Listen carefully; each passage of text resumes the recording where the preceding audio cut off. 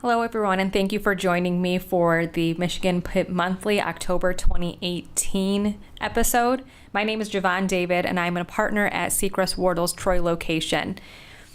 This month on Michigan PIP Monthly, we're going to run through a couple of cases that came down from the courts, one of them being a published decision, making it binding on the trial court. Then we'll also talk about the hot topic in litigation this month, or the last couple months really, and that is the Dugan versus Mcfarland Lawsuit, a suit that was filed by the mayor of the city of Detroit against the state, essentially arguing that the Michigan No Fault Act is unconstitutional.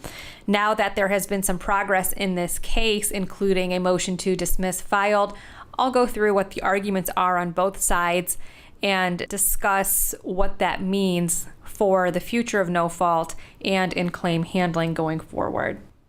So this month out of the Court of Appeals, we have a couple of cases to discuss that have significance in claim handling and in litigated matters. The first one is the Mcconkey versus Fremont insurance case. That is an unpublished decision that was released earlier this month.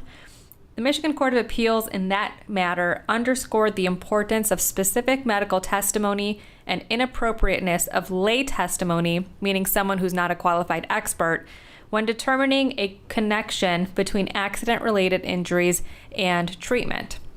Ultimately, the Mcconkey court held that a defendant insurer was not liable to pay for care in a long-term facility because the plaintiff failed to provide an expert to connect the relationship between the accident and the injuries. Significantly, plaintiff had a history of Parkinson's disease and dementia that stretched as far back as 2 years before the accident. Plaintiff's records revealed that 6 months prior to the accident, she experienced visual hallucinations and memory decline. Despite this, after the accident, her friends and family testified that she was independent in her activities and daily living before the accident, and had moved in with her daughter shortly before the accident to assist her daughter with finances, medications, and cooking and things along those lines. So on the date of the accident, plaintiff was taken to the University of Michigan Hospital. The records noted that the plaintiff had a brain injury evaluation that was quote-unquote complicated due to plaintiff's delirium, but after discussions with plaintiff's family, the physicians determined that post-concussive symptoms were unlikely. Nevertheless, plaintiff continued to treat for traumatic brain injury treatment, including going to a healthcare facility and an extended care facility for brain injury victims. Initially, independent medical examiners had difficulty ruling out a brain injury due to plaintiff's complicated history of dementia and Parkinson's disease, because there was apparently no sufficient brain imaging done post-accident. So finally, plaintiff undergoes the post-accident MRI. The examiners review it and conclude that there's no traumatic structural issues, that everything was a result of her neurological disorders and her Parkinson's and her Alzheimer's. So after the parties were finally able to get someone to make some sort of definitive decision on this, the plaintiff tried to refute the examiner's testimony and their findings by presenting a very short, generalized statement from her pre-accident physician, the doctor who had treated her for Alzheimer's and for her dementia and Parkinson's. Plaintiff had not treated with this physician post-accident. She was merely treating with that physician pre-accident and had never been seen by him afterward. So the statement claimed that though the physician had not personally observed the plaintiff's decline post-accident, he still opined that it was not uncommon for a drastic physical event to result in permanent functional decline despite healed physical injuries.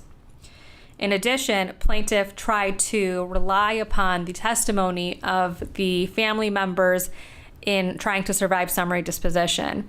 And they used the testimony that stated the plaintiff had a decline after the accident based on their own observations. Her condition had worsened immediately after the accident. Ultimately, the court held that the plaintiff failed to establish a genuine issue of material fact that the injury sustained in the accident caused her to need the treatment for her brain injury. The court reasoned that the short, general statement supplied by plaintiff's pre-accident physician was merely speculation and conjecture, because he could not definitively say that he saw her and that the accident resulted in permanent decrease in functioning. Remember, he merely stated that it's possible for something like this to cause a change in functioning, but he could not state that it was in fact from this accident. In addition, the court reasoned that although lay testimony from family members and friends can establish that a plaintiff's condition has observably declined, lay witnesses cannot testify to the cause of the decline because it's beyond their scope of their knowledge. They're not medical professionals. They can't say what caused the decline. Again, they're merely speculating and saying that it's from this motor vehicle accident. And just because something is close in time does not mean that it is the cause.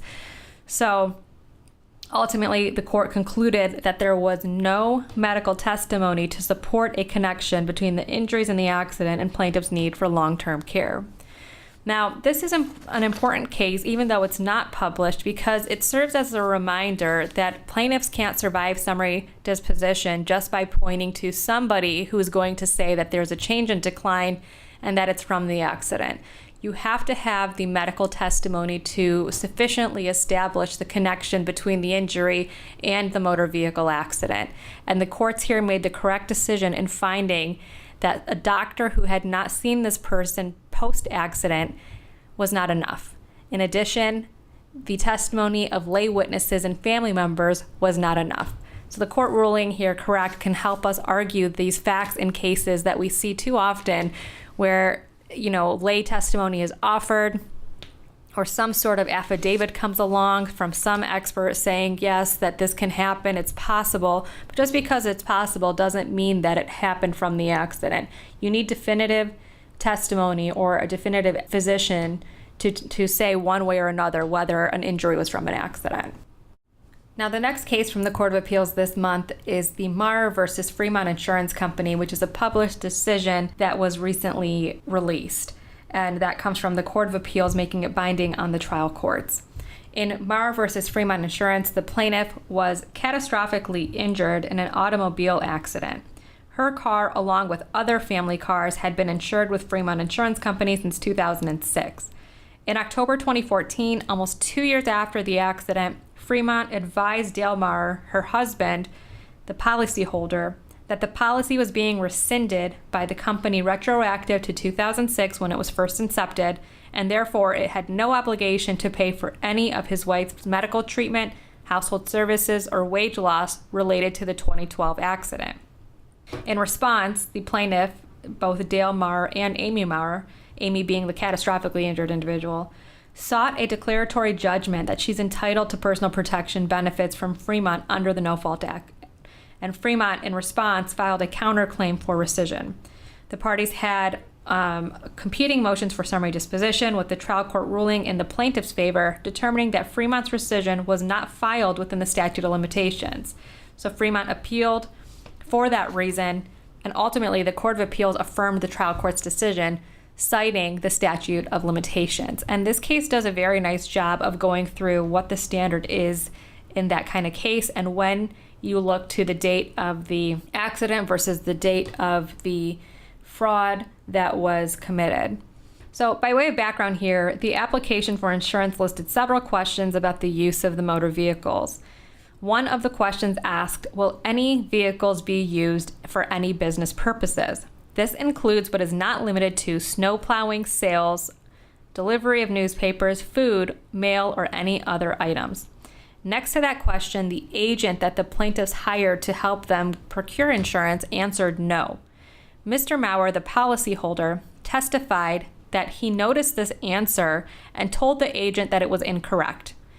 He stated that the plaintiff had used the car for mail deliveries on Saturdays, that she would do that just to earn some extra money, apparently. The agent told him not to worry about it and that it was not necessary to change the answer.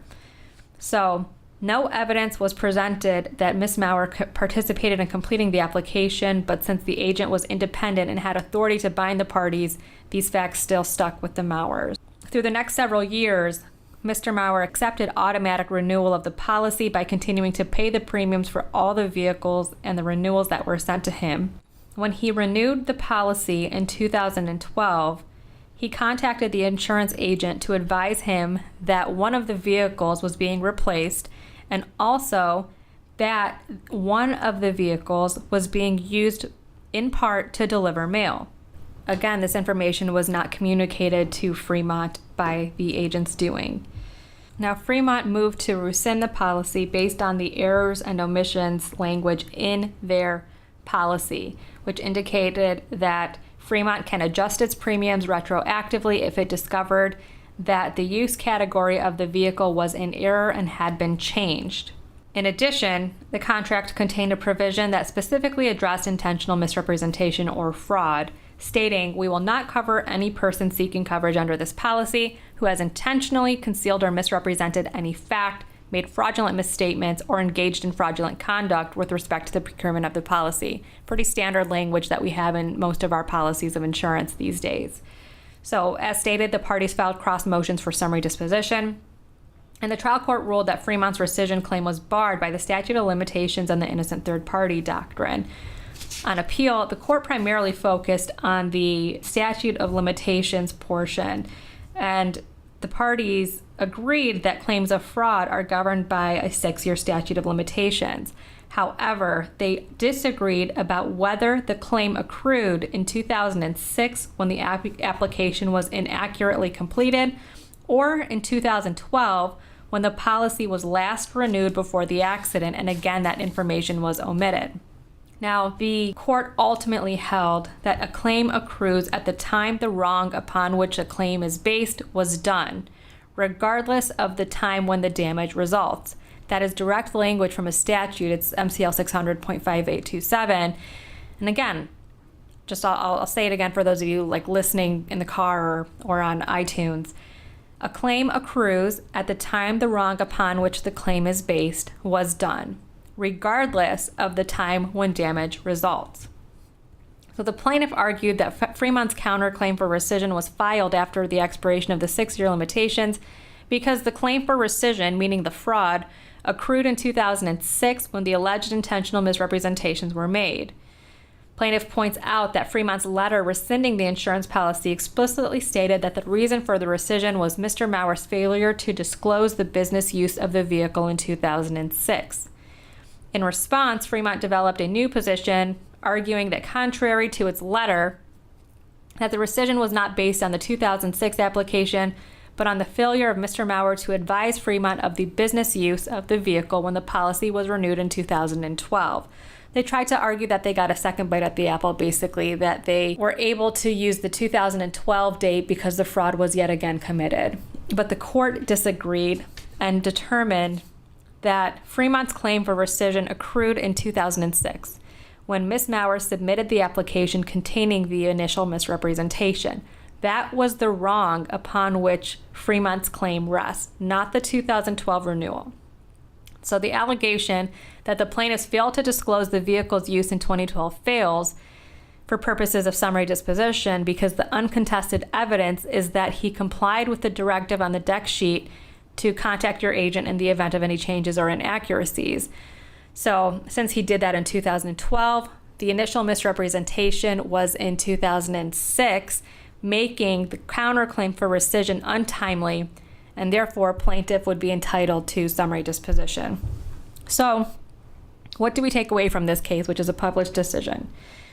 When you are looking at claims that involve fraud and you want to do some sort of rescission to deem the policy void ab initio, and it's an older claim, you want to make sure that you're not time barred. You have 6 years to bring a lawsuit for rescission under the statute, and that claim, according to this case and the statute that it cites, accrues when the wrong occurs, not when the policy is renewed, not when the accident happened.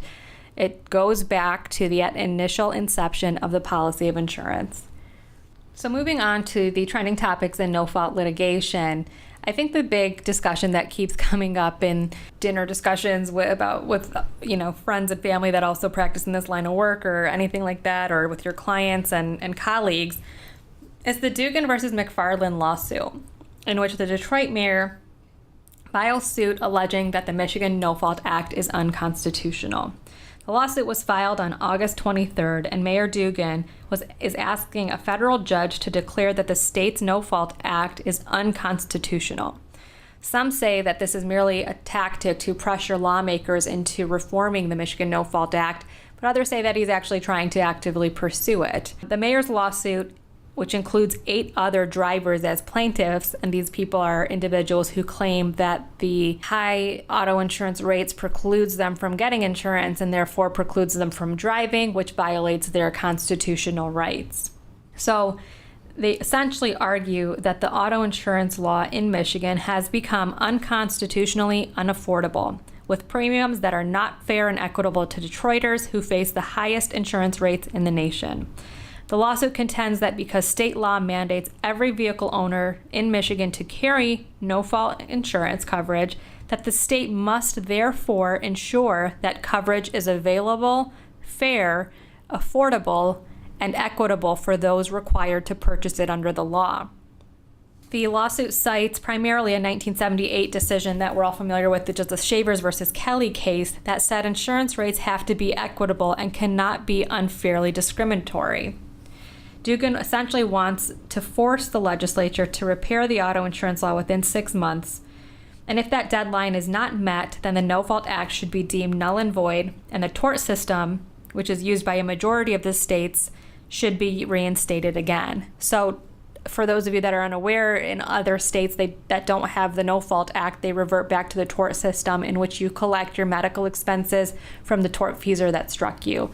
So think of it as a bodily injury claim, but you're also able to recuperate medical benefits from the tortfeasor as well. The lawsuit also alleges that auto insurance has become unaffordable in Michigan because of the state's unlimited medical benefits, which cause insurance companies to bear the burden of expensive treatment, and therefore the cost trickles down to the drivers.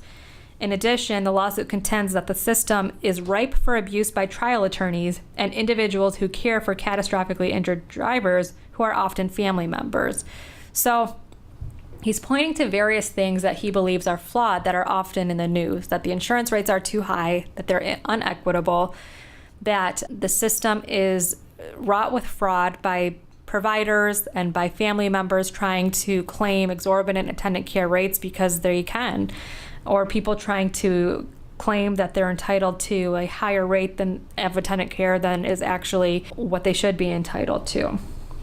Now, the lawsuit was filed against Patrick Mcfarland, the director of the Michigan Department of Insurance and Financial Services. Mayor Dugan is represented by a Bloomfield Hills law firm, and they have been working with the mayor and with these drivers for quite some time now to gather these facts to go ahead and file this lawsuit. Some of the facts that they cite is that the Detroit Police Department has issued almost 24,000 tickets to uninsured drivers, and that because insurance coverage is not available at fair, equitable, and affordable rates, many people are forced to break the law and risk criminal prosecution. They also face potentially crippling economic consequences in the event of an accident because they'll receive no compensation and no guarantee that their medical expenses will be covered if they're injured in a motor vehicle accident. Now, the Michigan Department of Attorney General and the City of Detroit are the defendants in the case. On October 1st, they filed a motion to dismiss.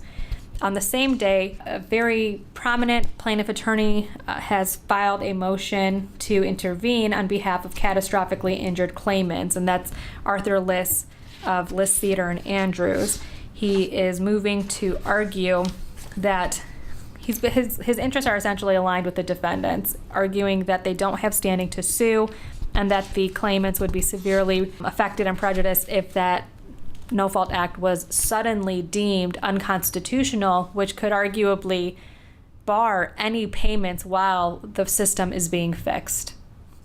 So we got a hold of the motions to dismiss that were filed. They're pretty lengthy. I won't go through page by page or anything like that for our points purposes today. I'll give you overview of what the arguments are.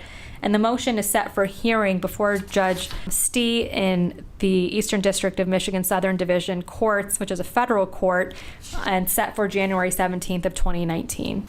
So, overview, the defendants argue that number one, plaintiffs failed to state a claim upon which relief can be granted. Number two, that the case should be dismissed because the plaintiffs lack standing. And they go into many sub-arguments there.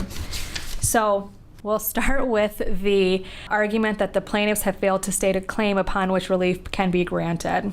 Here, they argue that there's no substantive due process right under federal law to fair and equitable insurance rates. So remember, in the complaint that was filed by Dugan, they basically argue that this violates our due process rights. That's a big part of their argument, is that this affects fundamental due process rights. The defense says the list of fundamental rights is limited, and the Supreme Court has always been reluctant to expand the concept of substantive due process rights. The Supreme Court has recognized that fundamental rights include those guaranteed by the Bill of Rights, which include liberty, privacy interest, and those interests that are in the due process clause of constitutional rights. So that's a lot of legal jargon. Basically what that means is that there are fundamental rights that we have that involve liberty, and that's what they're trying to argue in this case as the plaintiffs. However, the Supreme Court determines that liberty means the right to marry, the right to have children, the right to direct the education and upbringing of one's children, the right to marital privacy, the right to use contraception, the right to bodily integrity, and to abortion, as well as the right to privacy, are directly related to the fundamental rights. So the plaintiff is claiming that this law, that the No Fault Act, infringes on their right to liberty, their right to freedom and due process. The defense says the plaintiff's claim would be most likely akin to an alleged right to operate a motor vehicle, but neither federal or Michigan Constitution recognizes a fundamental right to operate a vehicle. Instead, the fundamental right to travel exists, meaning if you want to go between state to state, but there is no fundamental right to drive a motor vehicle, and therefore they don't have the ability to pursue that kind of claim. In addition, they argue that the plaintiff's complaint does not provide grounds to show a violation of procedural due process. Instead, it alleges that the actual rates themselves are unconstitutional, making it clear that the rate itself, i.e. the amount of the rate in comparison to what people pay in other states or comparison to their income, that is being challenged, not the procedure afforded when rates are implemented or the ability of a person to challenge those rates. So while the plaintiffs invoke a federal procedural due process claim, the complaint is actually devoid of such grounds to support that allegation because they can challenge the rates that they're being provided by shopping for other insurance. They do have the ability to choose to go with a less expensive rate. So therefore, they're not precluded from doing anything in that regard. In addition, the plaintiffs argue the Shavers case law, and they point to very specific language in Shavers that says that due process at a minimum requires that rates are not excessive, inadequate, or unfairly discriminatory. However, when you read the Shavers opinion in full, what the court was saying is that excessive means that one citizen is not paying an exorbitantly higher rate than another citizen due to discriminatory factors such as race, religion, or sex.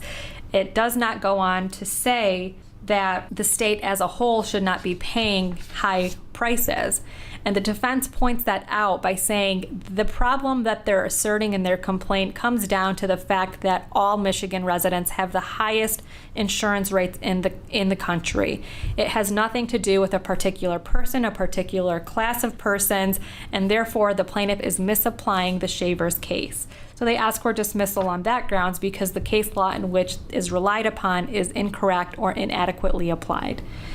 Now, they go into various other procedural topics about whether or not state law cited applies and how the court should not accept jurisdiction.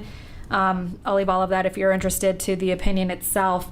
It gets pretty convoluted. But at the end of the day, the opinion is or the motion is essentially asking for a dismissal because there is no due process right to be able to purchase affordable car insurance. So they're asking for a dismissal of the case. Alternatively, they're asking for a certified question to be sent to the Michigan Supreme Court to allow the Supreme Court to essentially rule on the issue. And finally, the defendants argue that the plaintiffs do not have standing because they have not shown that they exhausted their administrative remedies, that they haven't gone to the legislature, that they haven't done all of these things time and again. They're merely running to the courts in effort to change something that is specifically delegated to the state legislature. So while the plaintiffs claim that insurance rates are under the No Fault Act are too high, there's no allegation in their complaint stating that they engaged in administrative processes that allowed by law to seek a determination of whether the rates are in fact excessive under statutory standards. Therefore, they have failed to show that they've exhausted their administrative remedies and are not entitled to judicial intervention by the courts. And ultimately, they're asking on those grounds as well to dismiss the lawsuit. Finally, there's a smaller argument here about the 11th Amendment governmental immunity. The 11th Amendment bars suits against a state and its departments and agencies, no matter the form of the relief. And the U.S. Supreme Court has expressly held that 1983 is not a congressional waiver of jurisdictional immunity under the 11th Amendment, nor has the state of Michigan consented to these civil suits in federal court. So they're arguing that this suit is inappropriate because it's filed against this agency. And ultimately, in a nutshell, their relief requested is that the case should be dismissed because there's no constitutional right, federal or state, to car insurance premiums that do not exceed a certain percentage of income that are aligned with insurance rates in other states. In addition, to the extent that there is any question that Michigan law might require such things, an important question of state law should be determined by the Michigan Supreme Court. And finally, they argue that plaintiffs lack standing as they have not exhausted available administrative remedies, and Mayor Dugan has not alleged any facts that show that he has standing to bring this lawsuit on his own right. So they essentially ask that the court dismiss the case or certify the state law questions to be determined by the Michigan Supreme Court as opposed to the federal court judge. So these motions were filed on October 1st. There's a supplemental brief that have been filed, but nothing really too substantive or differentiating from these briefs themselves. We'll continue to monitor the progress of this and certainly report back after the January 17th, 2019 hearing date. In the meantime, the No Fault Act remains as is with no ruling in place. If the case is sent to the Michigan Supreme Court, then the Supreme Court can essentially order the legislature to act within 6 months to correct the constitutional flaws with the No Fault Act. And if they don't do that within that time period, then it can be determined unconstitutional, making it null and void, meaning it no longer exists. So what would happen then? Likely, we would revert back to a tort system in which the claims would be a bodily injury claim and would then allow individuals to obtain medical benefits paid through their bodily injury carrier or their policy in that regard. But I think there's going to be a lot that can happen. Either they will decline to make a ruling on this or the legislature will act. We'll just have to see, and only time will really tell. Thank you for attending My PIP Monthly with me this month. If you have any questions, go ahead and shoot me an email or give me a call. If you want copies of any of these briefs, I'm happy to provide those to you as well. They're certainly an interesting read and have some solid arguments on both sides, in my opinion. So we'll see you next month, and thank you for listening to My PIP Monthly.